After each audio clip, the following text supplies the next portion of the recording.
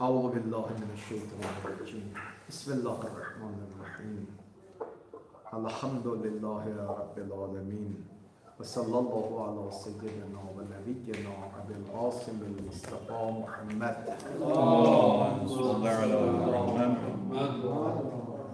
صلى الله عليه وعلى أهل بيته الطيبين الطاهرين سيما بقية الله في الأرضين والنعم الدائم على أعدائهم أجمعين من الآن إلى لقاء يوم الدين اللهم نور قلوبنا بالقرآن ووفقنا للعمل به. پیش از شروع درس یک نکته میخوام عرض بکنم، این که وجود مقدس آقا امیرالمؤمنین سلام الله علیه دو تا کلمه داره، دنیا معنا داره. فرمود الحکمت ضالة المؤمن، الحکمه ضالة المؤمن. حرف حکیمانه و مفید گم شده یک انسان مؤمن هست، چون گاهی اوقات یک حرف حکیمانه دیدنش، شنیدنش مسیر زندگی آدم رو بفرمایید تغییر میده. لذا حضرت میفرماید که ببین گم شده چیه. یه عده گم شده شون مال ثروته، یه عده گم شده شون شهرته، یه عده گم شده شون منصبه. ولی حضرت میفرماد نه، گم شده یک انسان مؤمن حرفای حکیمانه است. تو وقتی حرفای حکیمانه رو بشنوی و بهش عمل کنی خودت میشی حکیم. حکیم را حکیم میگن چون تمام کارهاش محکمه، لغزش در اونها راه نداره. یه جمله حکیمانه من امروز دیدم، خیلی تو دلم نشست، دوست دارم برای شما دوستانم بگم. اگر تو دل شما نشست در ذهنتون حک بکنید، خوبه. جمله این بود که برای شروع نباید عالی باشی، اما برای عالی شدن باید شروع کنی. گرفتی مطلب رو؟ خیلی قشنگ. برای شروع نباید عالی باشی، ولی برای عالی شدن باید شروع کنی. ادامش خیلی باز قشنگه.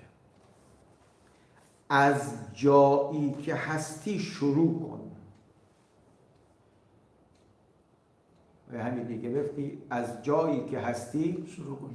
نگو دیگه از ما گذشت، ما کجا و بله این مقاصد عالی کجا. نه، از جایی که هستی شروع کن و از آنچه که داری استفاده کن.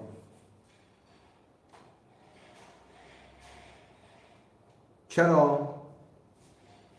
این چراش خیلی قشنگه. چون اگر شروع نکنی تغییر نمی کنی، و اگر تغییر نکنی رشد نمی کنی، و اگر رشد نکنی به مقام عالی انسانی هم نمی‌رسی. درست شد؟ پس باید شروع کنیم تا تغییر کنیم،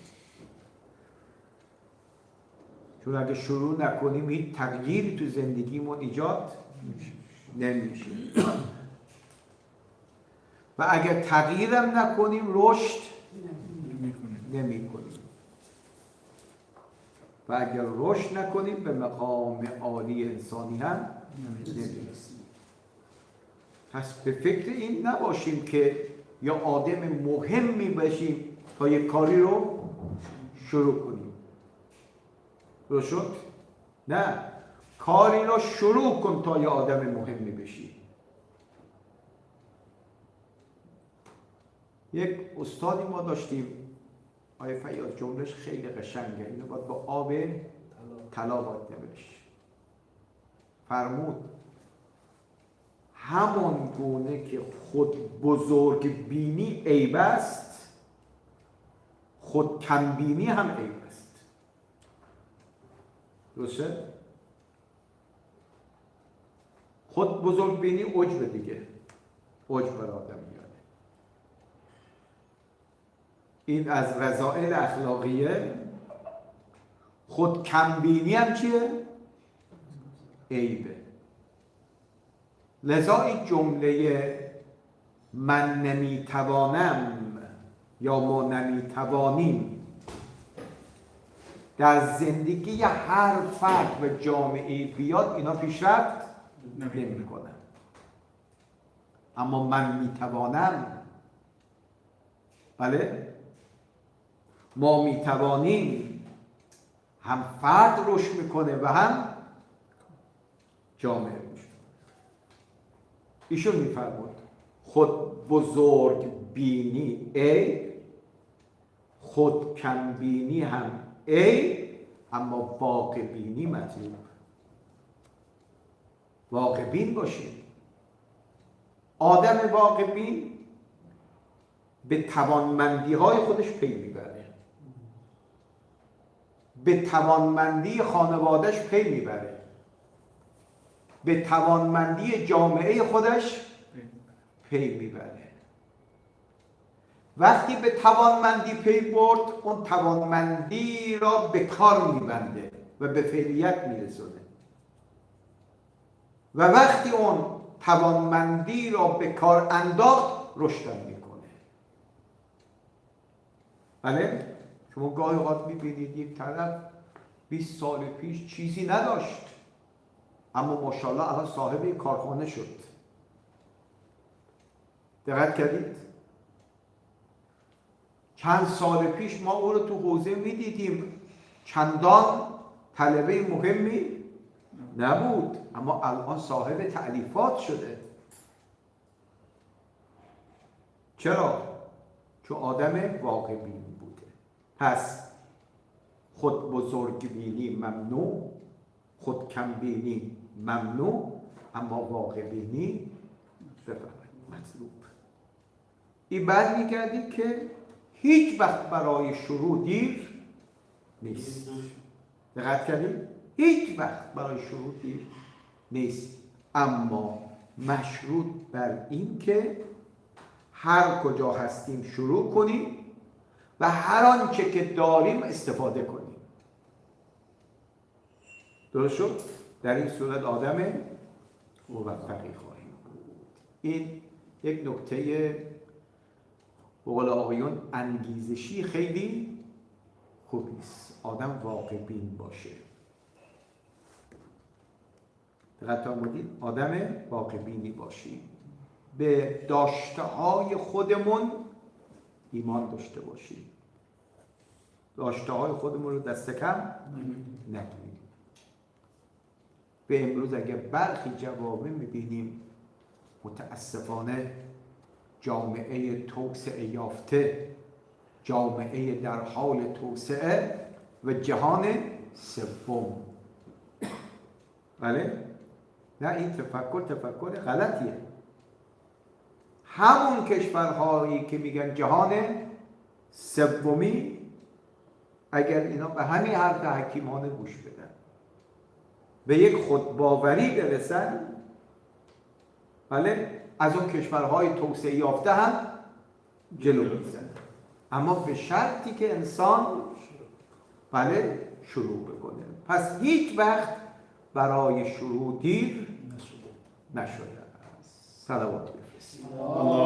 اللهم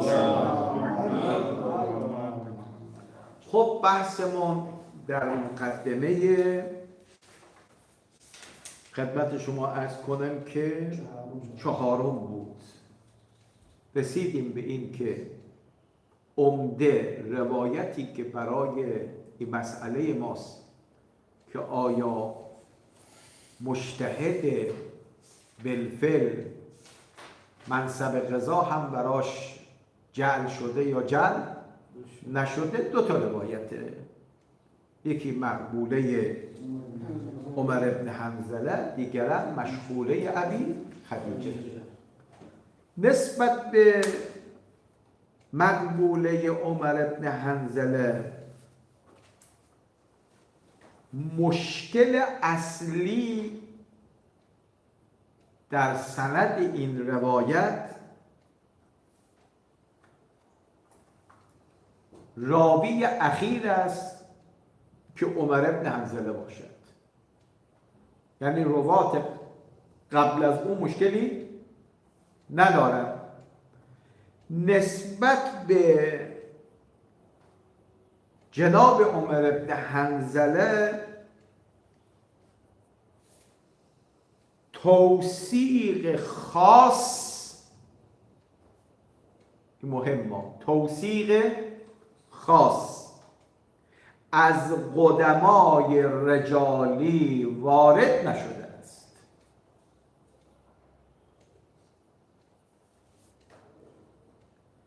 چنانچه قدح و مذمتی هم صریحاً وارد نشده. درست شد؟ یعنی در کتب قدماء الرجال شما ملاحظه کنید نگه عمر ابن حنظله ثقتون، یا از آن طرف خدمت بگه فلانی فاسقون. نه، مدح وارد شده، نه قدح. آقایان در رابطه با ایشون چند دیدگاه دارند.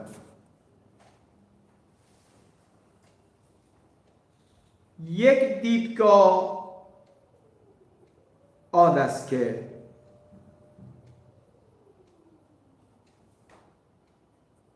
عمر ابن حنظله با قرائنی می شود وثاقتش را ثابت کرد.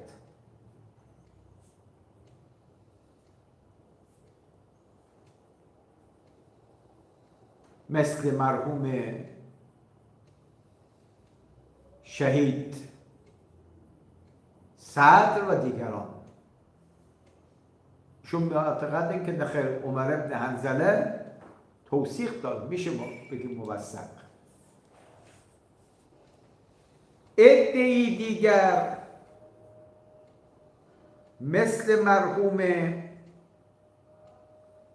عاشق جواد تبریزی رضوان الله تعالی علیه می‌فرمایند ایشون فوق توثیق است، چون از معارف هست و نیاز به توثیق بفرمایید ندارد. شما ببینید اصلا خیلی از بزرگان اصلتون رو نگاه کنید که خیلی قابل احترامن، بگیم که کسی ایشون رو توثیق نکرده، میگه فلانی از معارف دیگه اصلا نیاز به تایید نداره. ایشون اینجوری توجیه کرده. چرا در رجال قدما توثیقی در رابطه با ایشون وارد نشده؟ نیازی نداشته، چون ایشون از اجلا معارف بوده. عده‌ای هم کلماتشون نسبت به عمر ابن حنظله مضطربه.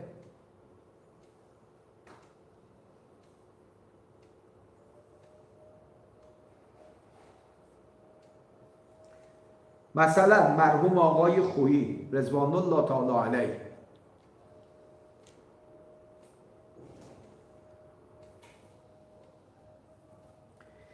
در کتاب تنقیح جلد 1 صفحه 143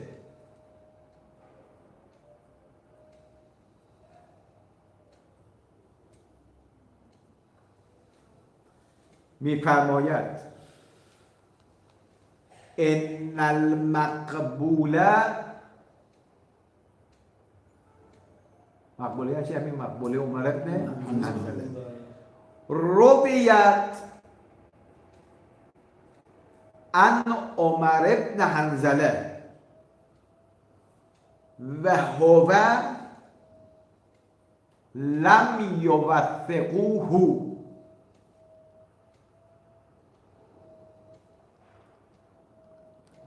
فالروایتو ساقطة عن الاعتبار.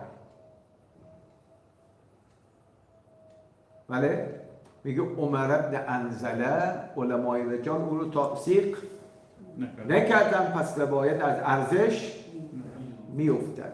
ادامه بدید. و اما الادعا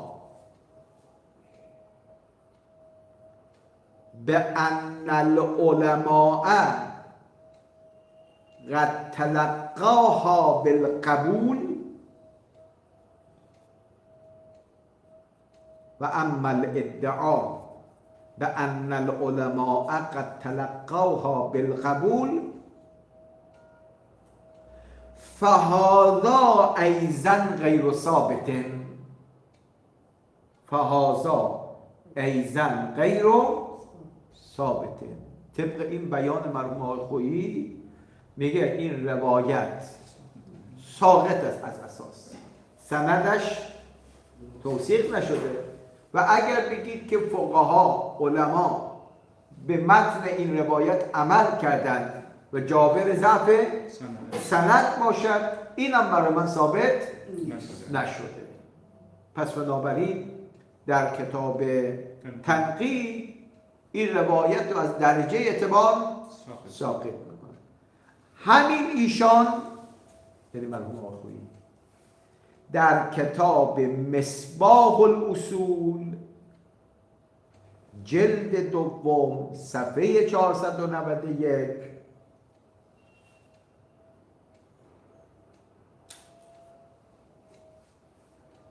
در مبحث تعادل و تراجی می‌فرمایند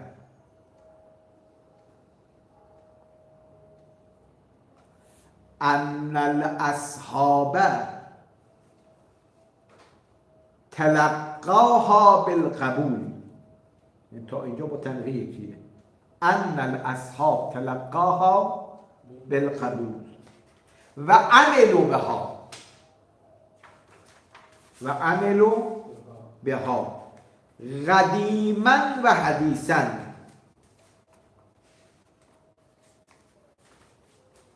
آنگاه شواهدی می آورند که اصحاب بر طبق این حدیث عمل کردند. درست شد؟ پس ایشون در کتاب فقهیش کلا روایت رو از نظر اعتبار ثابت کرده، اما در کتاب اصولیش جبران کرده، یعنی عمل اصحاب حدیثاً و قدیماً به این روایت عمل کردن. دیدگاه دیگر که آخرین دیدگاه است میگویند روایت از نظر سند مشکل دارد،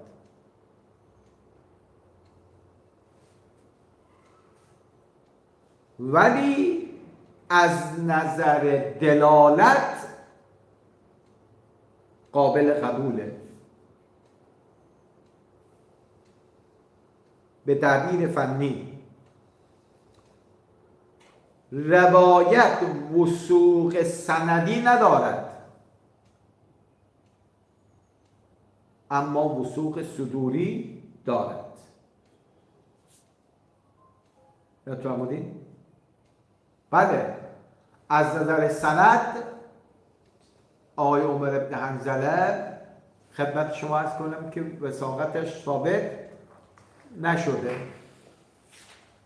اما متنش آدم نگاه میکنه از معصوم صادر شده، از غیر معصوم صادر نشده، اصحابم بهش عمل کرده.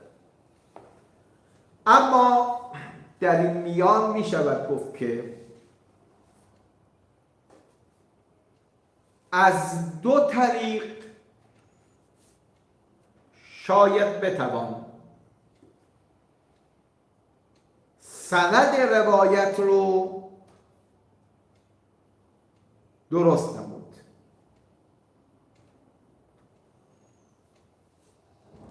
بله، ما دو تا راه پیشنهاد میدیم. میگه که مقبول افتاد، میگه روایت رو دیگه تعبیر نکنیم به مقبوله عمر ابن حنظله، تعبیر میکنیم معتبره عمر ابن حنظله. آقا گرفتیم؟ پس اگه سند رو درست کردیم دیگه تعبیر مقبوله لازم نیست. مقبوله رو میگن سند مشکل داره اما متن مورد قبول علما قرار گرفت. اما وقتی روایت از نظر سند درست بشه میشه معتبره. دقت کردیم؟ خب قبل از بیان این دو طریق یک مقدمه مهم و مفید بیان می شود. اگر این مقدمه رو خوب دل بدیم شاید انشاءالله اون دو طریقی که بعداً گفته میشه مورد قبول واقع بشه. و آن مقدمه این است که 3 نفر از روات بزرگ شیعه هستند، یعنی جناب بزنطی، ابن ابی امیر و صفوان ابن یحیی،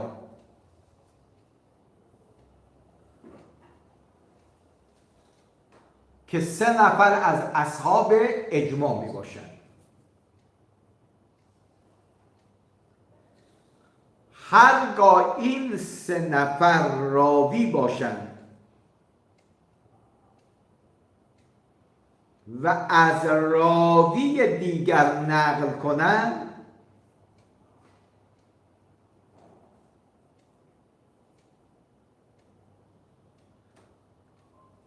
این راوی دیگر که آقای ایشان اصطلاحاً بهش میگه مرویون ان، این راوی دیگر از 4 حال خارج نیست. خب آقای فیاض مثلا میگیم صفوان ابن یحیی عن یونس ابن ذبیان. خب صفوان ابن یحیی میشه شاگرد، یونس ابن ذبیان میشه استاد. مرویون ان صادق علیه السلام. درست شد؟ پس قبل از امام صادق راوی کیه؟ یونس ابن ذبیانه. قبل از یونس کیه؟ صفوان ابن یحیی است که یکی از اون 18 نفره که الان ما گفتیم 3 نفر. درست شد؟ حالا این صفوان ابن یحیی یا این آقای بزنطی که از راوی جلوتر از خودش یعنی از استاد خودش نقل روایت میکنه، اون استاد از 4 حال خارج نیست. درست شد؟ یادداشت کنید. 1.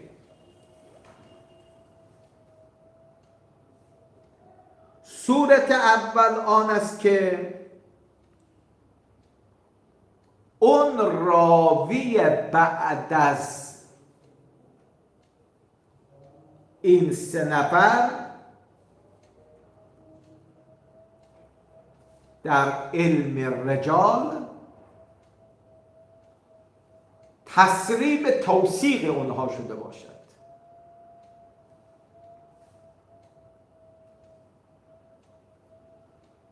مثلا عن صفوان ابن یحیی عن ابراهیم ابن عثمان.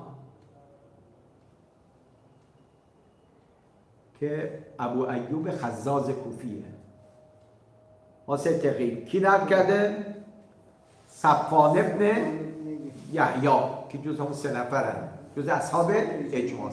نقل کرده از کی؟ از عن ابراهیم ابن عثمان. در رجالم بفرمایید ابراهیم ابن عثمان تصریب توصیف شده است. آیا هم بگیم نتیجه بگیم در این فصل لا اشکال فی سند هذه روایه. درست شد؟ چون خود صفوان ابن یحیی که از اصحاب اجماعست. استادش کیه؟ کشی تو رجال خودش گفته هو ثقتون. و دیگه ما مشکلی بفرمایید نداریم. چرا مشکل نداریم؟ خب این استاد صفوان تو کتب رجالی تصریح به چی شده؟ توثیق شده. پس این روایت جناب صفوان ابن یحیی از نظر سند مشکلی نخواهد بود. 2 عکس اول، یعنی یکی از این 3 نفر روایت میکنن از کسی که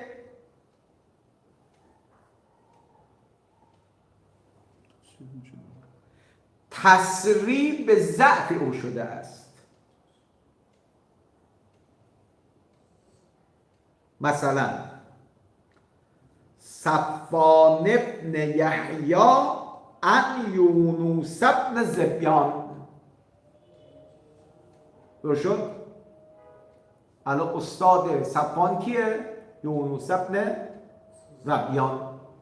تو رجال این یونس ابن ذبیان چی شد؟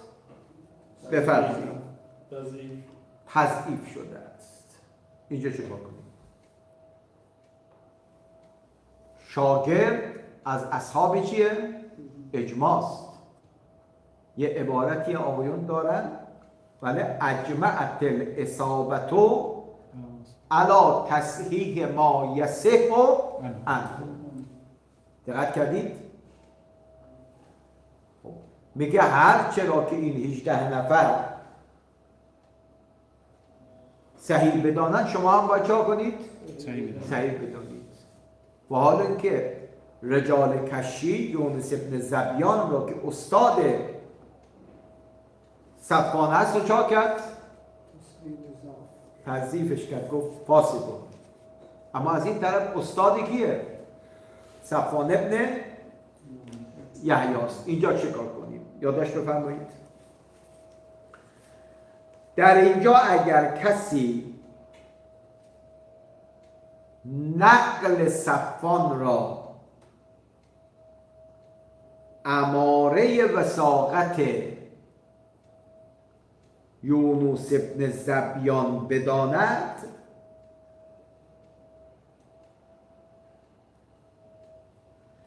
تعارض پیش می آید. این تعبیر فنی بیاد کنید. تعارض پیش می آید بین جارح و معدل.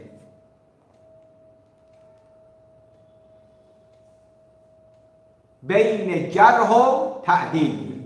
بین جرح و تعدیل. آیا میگی چطور تعارض پیش میاد؟ فرض این که جناب نجاشی ایشون رو چا کرده؟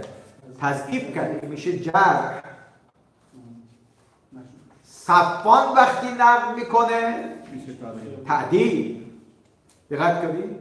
نمیدونیم تعدیل صفوان رو بگیریم یا جرح نجاشی رو. درست شد؟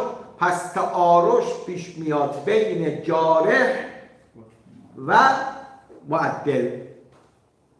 عنایت بفرمایید. در تعارض جارح و معدل ترجیحی در کار بفرمایید نیست. تعارضا تساقطا. لذا ما توثیقی برای یونس ابن ظبیان پیدا بفرمایید نمی کنیم. عزیزان دقت کنید، قبلا بحث می‌کردیم از معدات اجتهاد علم چیه؟ رجاله. واقعا اگر انسان تو علم رجال دستی نداشته باشه پاش تو استنباط می‌لرزه. آیا ما به هر روایتی می‌توانیم تمسک کنیم و استدلال کنیم یا خیر؟ و این مصطلحات رجالی رو هم آدم باید بدانیم. جرح و تعدیل. بله؟ جرح لطمه میزنه، از همون جراحت میاد، زخمیش میکنه. اما تعدیل دیگه نه، دیگه از افراط و تفرید بیاریم بیرونش، درستش بکنیم. خب این آقا میگه ضعیفون، اما این استاد جناب صفوان هست. این هم شده. پس اگر استاد این سه نفر را رجالی ها تایید بکنن نورون علی نور دیگه مشکلی نداره. اما گرفتاری جایی است که رجالی ها استاد صفوان رو تضعیف کردن، از آن طرف نقل صفوان هم اماره چی باشه؟ توثیق باشه. بین جرح و تعدیل تعارضا تساقطا. پس توثیق استاد برای ما ثابت نمیشه.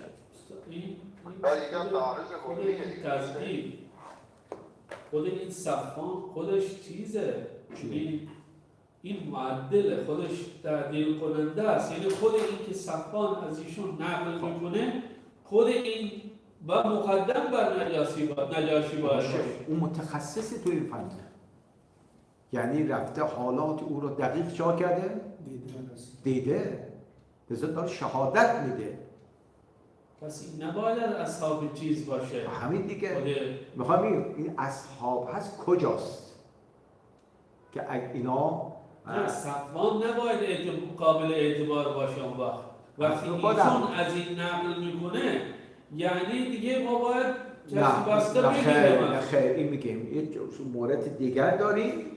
دقت کردیم؟ الان میرسیم. یعنی در کتب رجالی نسبت به اون راوی و استاد صفوان هیچ اظهار نظری نشد. اینجا کار صفوان به درد نمیخوره. دقت فرمودید؟ اما صفوان وقتی صفوان هم که ما فقط میگیم چون صفوان آدم مهمه، آدم مهم از آدم مهم. وقتی صفوان خودش این باشه حالا استادش کی باشه؟ اما اینجوری نیست. خواهید ما خیلی آدمای مهمی داشتیم، اساتیدشون آدمای خوبی نیومدن. کی اومده نظر داده؟ رجالیون متخصص رفتن مو رو از ماست بیرون گفته نه آقا این گرچه استاد فلانی است، صرف استاد این آدم بزرگ بودن دلیل بر بزرگ بودنش نیست. یعنی این خود قبولش مثلا مشکله، چون وقتی ما میگیم این از اصحاب مهمه، این پس اون درایت رو نداشت، اون مگر این احتیاط رو نداشت. نه ببین اجازه بفرمایید، شما که خیلی ها الان تو جامعه میبینید خود آدم مهمیه، دقت کردید؟ اما یکی رو رفته ازش خدمت از اون استفاده کرده، طرف مقابلش بعداً تو زد در اومده. این تنقیص این آقا نمیشه. ما نمیگیم که خدمتتون از کن برو از دیگران استفاده بکن. حالا اصلا مورد سوم بگیم شاید راحت میشه.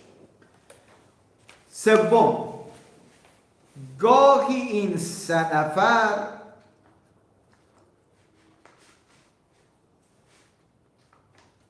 به صورت مرسل نقل میکنن.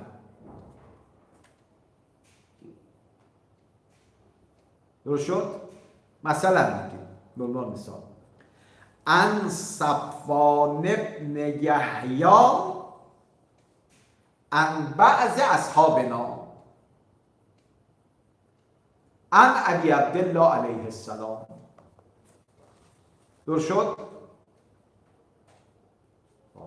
اینجا چی میگه بیاس؟ ان بعض اصحابنا، یه حرف شما اگه باشه خب میگیم صفوان از اجلاه، ان بعض اصحابنا گرچه اسمشون نبود ولی معلومه که همیشه بگیم.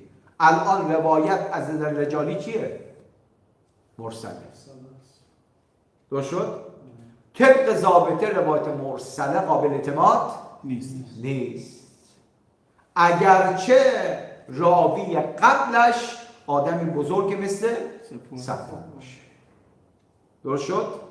خب یادداشت بفرمایید. این هم از نظر سند فایده‌ای بفرمایید نداره. پس تا الان سه صورت گفتیم. صورت اول ارزشمنده، یعنی علاوه بر این که استاد عیسی بزرگواره، رجالیون هم رو تایید کردن، نورون علا نور. صورت دوم تعارض شده، صورت سوم به صورت مرسل در اومده.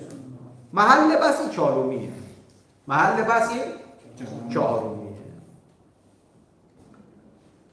این سه بزرگوار از شخص معینی نقل میکنن.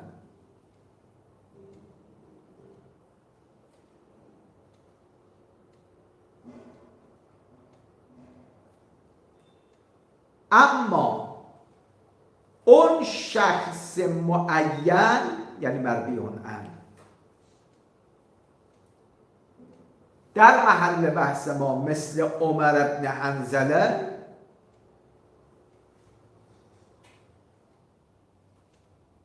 در کتب رجالی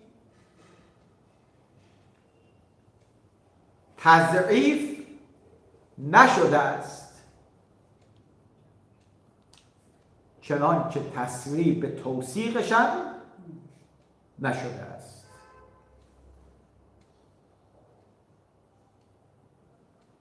آیا صرف نقل این سه بزرگوار از شخصی که معین است ولی از نظر تضعیف و توثیق لا به شرط است، وثاقت اون راوی ثابت می شود یا خیر؟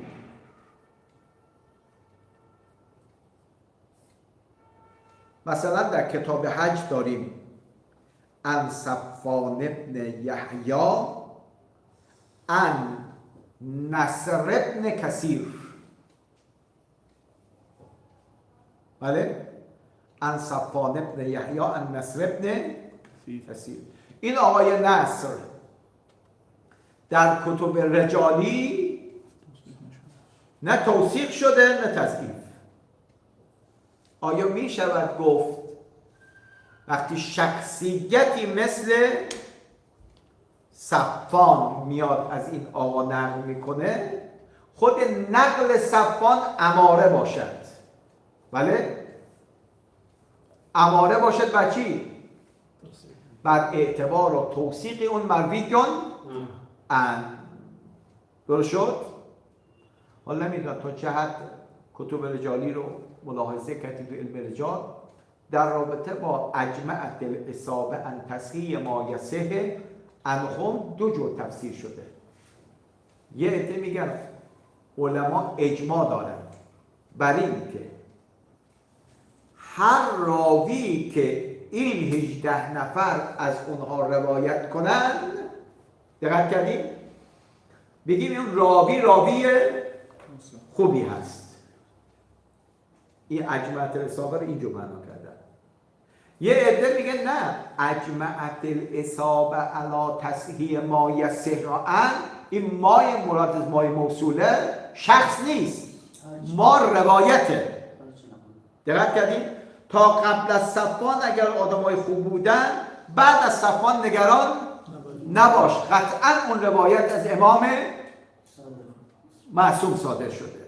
پس این ما یصح عن، این مای موصوله مراد چیه؟ یه عده میگه مراد از مای موصوله اون راوی بعد از این 3 نفرن یا 18 نفرن. یه عده میگه نه، مراد از ما اون خبره. دقت کردید؟ یعنی بعد از صفوان دیگه شما شکی نکنید، قطعا روایت چیه؟ صحیح و معتبره. ما الان میخوام مای موصوله رو بزنیم به اونی که بعد از صفوان میاد. دقت به شخص. اجمعت الاصابت علی تصحیح ما یصح عنهم، یعنی اون راوی که بعد از اینها واقع شده. یعنی عمر ابن حنظله اگر صفوان ابن یحیی از اون نقل روایت کرده باشد، بله اجماع داریم که اساطیت بفرمایید اینها اگر در رجال اظهار نظر نشده باشن آدمایی که خوبی هستن. این یه مقدمه. اما حالا طریق اول میخوام بگیم. گفتیم 2 طریق داریم که بفرمایید که بگیم عمر ابن حنظله آدم موثقی هست، دیگه مقبوله نکن، بگو معتبره عمر ابن حنظله. طریق اول طریق مرحوم شهید صدر و برخی از بزرگان می باشد. می فرمایند طبق طریق چهارم. طریق چهارم چی بود؟ نه توصیف نه تصدیق. از کسی نقل کردن این 3 بزرگوار، اما این مرویون عن یعنی استاد صفوان بن یحیی در کتب رجالی نسبت به او اظهار نظر نشده است. سلام استاد، ببخشید استاد. بفرمایید. این که بگیم مثلا نه تصدیق شده نه توصیف، خب توصیف نیاز به اثبات داره، درسته؟ تضعیف هم نیاز به استفاده داره. نه اصل عدم حجیتش دیگه. عرض میکنم این اصل عدم، دقت کردید؟ میگه حمل کنیم کار مؤمن را بر چی؟ بر صحت. اینجا نه تضعیف شده، میگیم شخص مجهوله، مجهول از نظر وثاقت و عدم وثاقت. بله. خب اگه باشه ما میخوام بگیم اگر اصل اولی عدم حجیته، آیا نقل صفوان را میتوانیم اماره برای حجیت بگیریم یا خیر؟ چون که طبق همین تأسیس اصل که اصل عدم حجیت زن باشه، خب ما بگیم دیگه میگم این اصل عدم حجیت باشه، آقایون میگن همین که صفوان ابن یحیی از کسی نقل کنی اماره است، برای اینکه اون آدم موثقی بوده. بالله شخصیتی مثل صفوان از آدمی که فاسق باشه نقل روایت نمی‌کنه. این مجرد استحسان استاد. نه از میکنم میگه نمی‌کنه. در مورد زراره هم همین میگم. ببخشید استاد یک چند دقیقه. در مورد زراره همین میگن، مثلا که یک روایت نقل کردی که مثلا سندش مرسله، بعد میگه که زراره شخصیتی هست که مثلا غیر از مطمئن نقل نمی‌کنه. بله. استحسانه. نه پس این اجمعت الاصابت رو چی معنا میکنید؟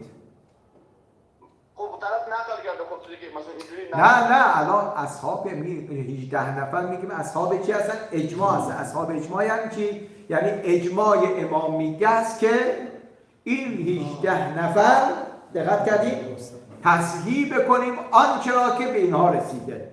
اون چی که به اینها رسیده گفتیم 2 احتمال داره: راوی که به اینها منتهی میشود یا روایتی که به اینها منتهی میشود. دقت کردید؟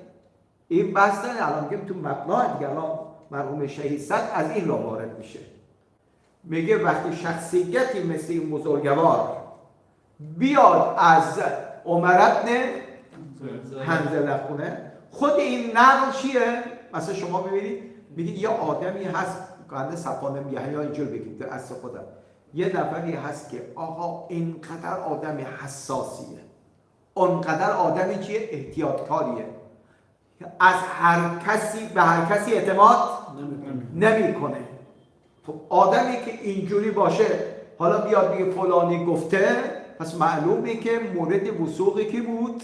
صفوان بن یحیی بود که از او داره نقل روایت میکنه و الا صفوان بن یحیی میگه با جلالت قدری که بله ما 4 قسمت کردیم، در جایی که جناب صفوان از کسی نقل کرده اما اصحاب رجال اونو چا کردن؟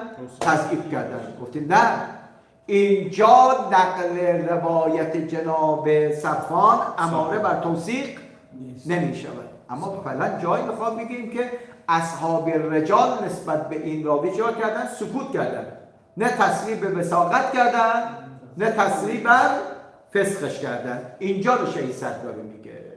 دقت بودید؟ ادامه بدید. پس طبق طریق 4 اثبات می شود بر این که جناب عمر ابن حنظله توثیق دارد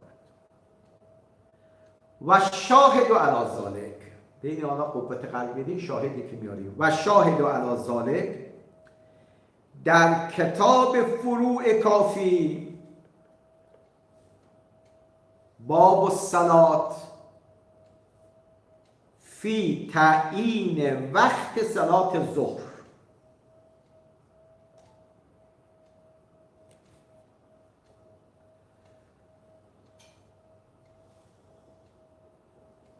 صفوان بن یحیی عن یزید بن خلیفه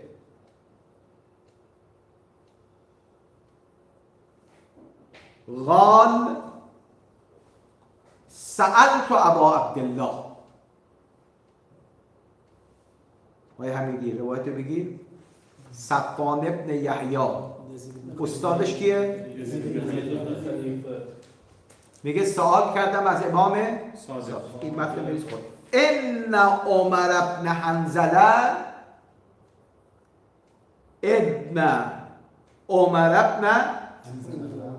اتانا انک به وقت اتانا انک به وقت، میگه ما در رابطه با وقت نماز ظهر با هم گفتگو میکردیم. عمر ابن حنظله از طرف توی امام صادق اومده یک وقتی رو برای نماز رو مشخص کرده. دقت کردید؟ میگه عمودی اگه کاشته بشه سایه به نقطه صفر برسه شروع کنه به بزرگ شدن وقت نماز ظهره. میگه آقای عمر ابن حنظله از طرف شما امام صادق یک مطلبی رو گفت. حالا گوش بدید. قال علیه السلام، امام صادق چی میفرماد؟ اذن لا یکذب علینا. چند تا نقطه بذارید. فقال علیه السلام صدقه. صدقه کی؟ همان عمر ابن حنظله. درست شد؟ الان طبق این روایت امام 2 تا کلمه در رابطه با چی گفته؟ عمر ابن حنظله گفت اذن لا یکذب علینا و صدقه. آدمی کیه؟ صادقیه. درست شد؟ میگن خب چه شهادتی بالاتر از چی باشه؟ شهادت امام معصوم در حق عمر ابن حنظله باشه. امام طبق این روایت داره شهادت میدهد بر توثیق اجازه بدید مرحوم آقای خویی. استاد خوب همین روایتی که شهادت میده نیاز به توثیق داره دیگه. چرا شهادت داره؟ سند تا امام صادق درسته. امام صادق توی روایت میگه عمر ابن حنظله دروغ نمیگه. عمر ابن حنظله چیه؟ صادقه. یکی شهادت داره میده به خدمت از کنم که صداقت و عدم کذبه. و ما در باب روایت هم همین روایت که پس این توصیف شده است. یحیی توثیق شد دیگه. پس اونو نباید بهش بگیم که این مقبوله عمر بن حنظله، باید حدیث صحیح بهش بگیم. ما داریم خیلی سخت دیگه میخوان دیگه طریقی که شیعی صد داره میره، میگه باید بریم بگیم صحیحه عمر بن حنظله، معتبره عمر بن حنظله. مقبوله چرا؟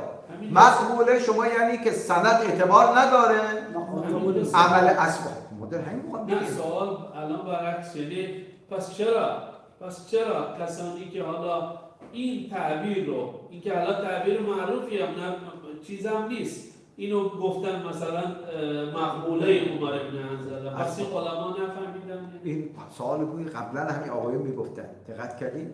خب اگه این باشید این موقع در تحقیق رو چا کنیم؟ ببندیم. دقت کاری هایی که در برخی روایات بود شاید بحث دقت نکردن. الان داریم باز انقل بکنیم. انقل بله بفرمایید. مثلا میتونه بگه که صدقه گفته که در این مسئله این ایشون راست گفته، اینجا که صادق نمیشه که کلا صادقه از کجا؟ امام وقتی داره میگه فلانی صادق دروغ، نه نگفته بابا صادقون، صدقه فقط ماضی را آورده به خاطر این. حس میکنم دیگه همون یک جا وقتی میگه صادقه یعنی آدم چیه؟ کونه به یک جا صادق باشه. تعریف نکرد که ایشون میگه خطرت آدم بدیه، همین که شهادت داد که آدم راست گفته یعنی آدم خوبیه، کافیه. یه انقل که مطرح میشه، انقل تو بگیم درست میشه. مرحوم آقای خویی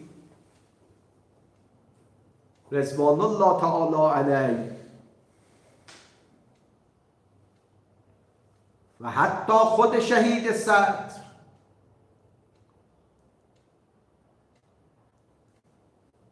میگوید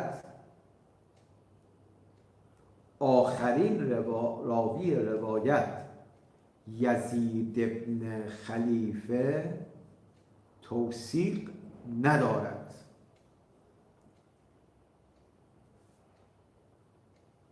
پس فعادل اشکال.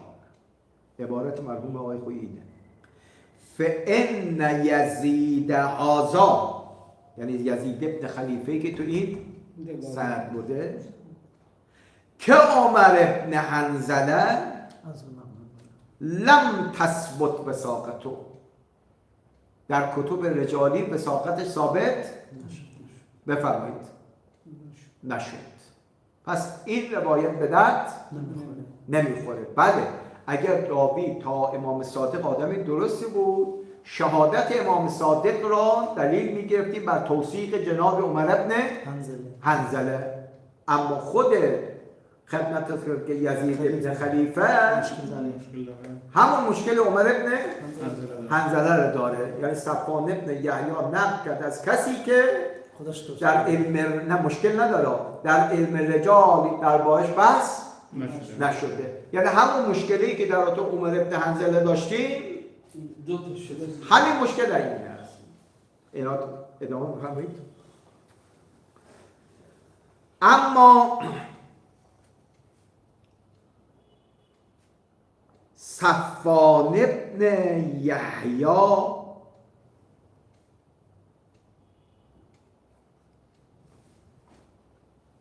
از عمر ابن حنظله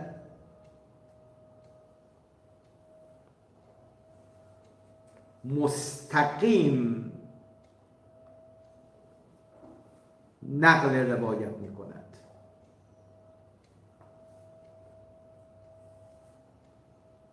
دقت کردید؟ در کتاب کافی باب مواقیت الصلاة باب 5 حدیث 2 عن سعد بن عبدالله، چند تا نقطه بذارید یعنی راوی‌های دیگر، عن صفوان بن یحیی عن الحارث بن المغیره و عمر بن حنظله. این میاره یعنی این جناب صفوان از دو استادش نقل میکنه. یه استادش کیه؟ حارث بن مغیره و عمر بن حنظله. در این روایت صفان بلا واسطه از جناب عمر بن حنظله نقل روایت میکند. اگر ما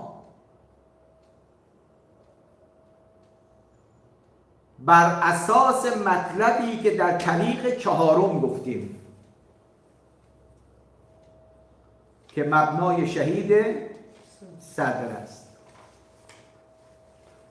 که هرگاه راوی در کتب رجالی نسبت به او سکوت شده باشد اما صفان از او نقل کند، نقل صفان اماره برای توثیق راوی است. به اینجا مستقیم از خود کی نقل کرده؟ عمر ابن حنظله نقل کرده. پس بناءً علی هذا روایت معتبر است نه مقبوله. پس یک راهی که امروز ارائه دادیم چی بوده؟ آقا شخصیت هایی مثل صفان که جز اصحاب چی هستن؟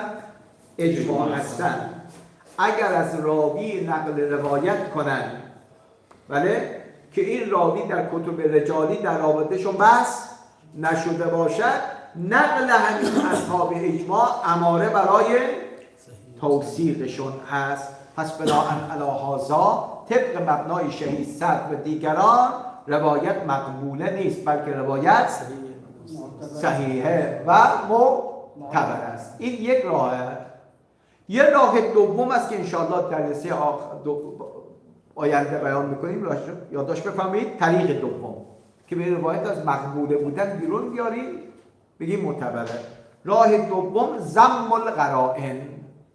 ضم القرائن میفرماد از قرائن متعدده ما میتونیم به دست بیاریم که عمر بن حنظله آدم چیه؟ موثقی هست، گرچه در کتب رجالی ازش صحبتی نیومده باشد.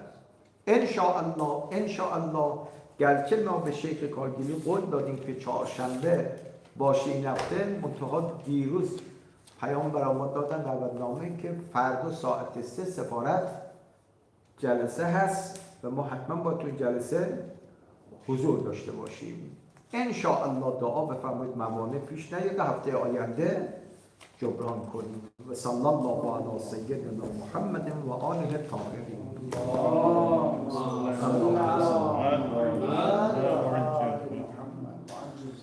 اینا بحث‌های خیلی فنیه، دقت کردید؟ بالاخره ما مقبوله بگیم صحیح.